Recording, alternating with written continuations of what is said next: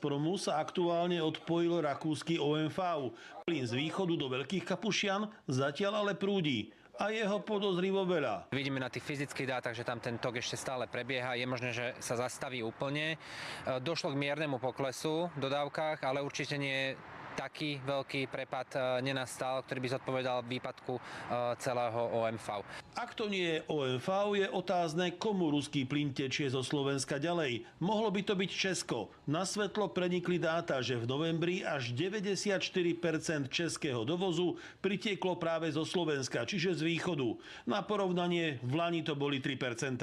Slovensko nenakupuje plyn iba v Rusku, ale aj v iných krajinách, napríklad v Norsku či na Blízkom východe. Celkovo kupujeme o polovicu viac plynu, ako v skutočnosti potrebujeme. No a tieto prebytky obratom posúvame do krajín, ktoré nám za ne zaplatia najlepšie. SPP sa na riziko